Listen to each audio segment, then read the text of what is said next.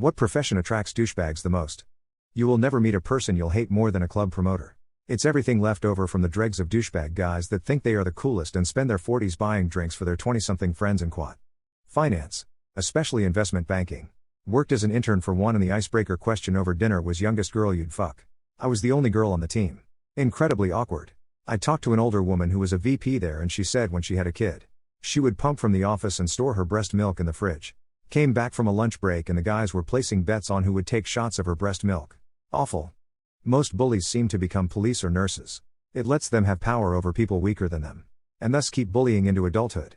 Another one is probably going into organized religion. Again. Power over those weaker little boys. That's not to say everyone in those occupations is a douchebag. But a lot of well-meaners get bullied out of it because they challenge the systems that enable the bullying. Most prominent example is the police force in the United States. Anybody in the criminal justice system. The amount of power they have over the general public or incarcerated individuals is horrifying and exploited far too often. These people also tend to adopt a gang mentality worse than the people they arrest. I'd if they're already douchebags. Or if the hierarchy issues and stress of the medical industry just turn them into douchebags. But nurses are low-key the worst. Power trips left and right. Mean to patients. Mean to coworkers. I think they're not given enough money or freedom within their job for the amount of responsibility they have. But they don't have to take it out on me. #nodal nurses. But definitely a lot. Day gets jump scares when almost sleeping. Myoclonus or a myoclonic jerk. This is a quick jerking movement that you can't control. Hiccups. And the sleep starts are the most often experienced and are harmless. Other forms of myoclonus may occur because of a nervous system disorder. Such as epilepsy. A metabolic condition. Or a reaction to a medicine.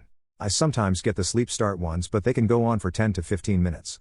I used to get one about jumping off a playground that didn't seem very high but the ground never arrives and I just fall through and wake up to a huge jump. Like I woke up levitating and then fell back onto the bed. If I'm remembering correctly. I read somewhere a long time ago that the jump scare thing that happens sometimes when you're almost asleep is some leftover monkey shit in us from when we used to sleep in trees. To keep us from falling or something like that. My wife literally jumps to her feet in bed. I have to grab her and keep her from falling out of bed regularly. It's frustrating some nights but I have sympathy for her because it's very apparent whatever she is seeing is unbelievably terrifying. Not sure whether being able to put a name to it will help. But it's called a hypnic jerk https://n.m. Wikipedia.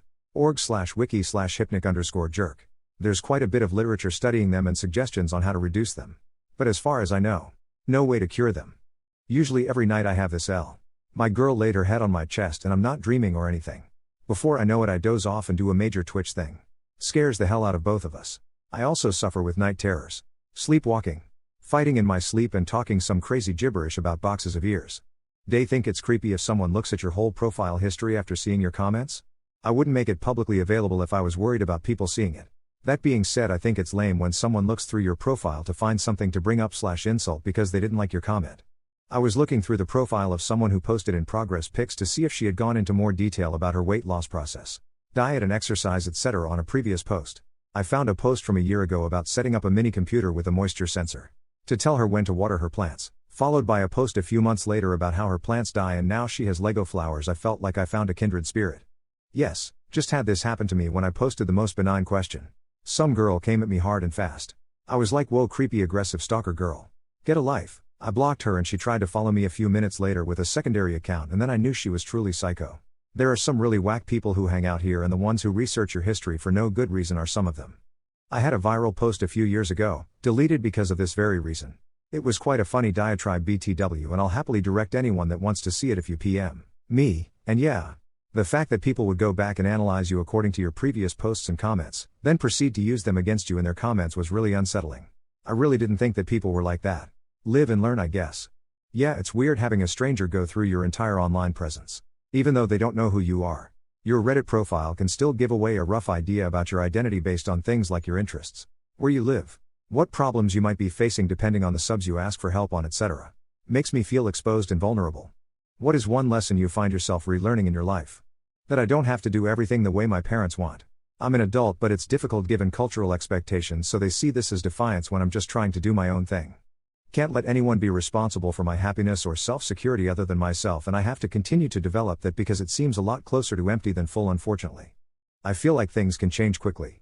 I work in counseling and I see a lot of irredeemable people become better, and I've seen my own life change drastically depending on how much effort I put in. To trust my gut instinct the first time. I kept fucking this up without realizing it.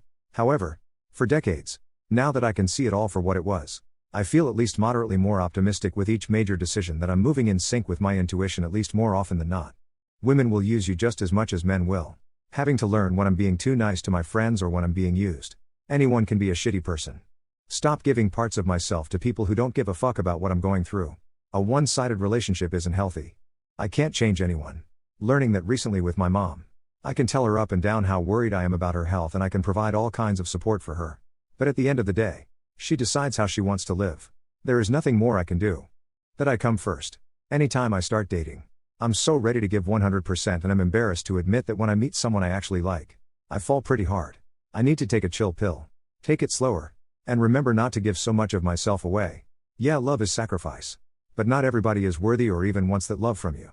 I need to reinvest that mental and physical energy into myself and ask what my wants and needs are.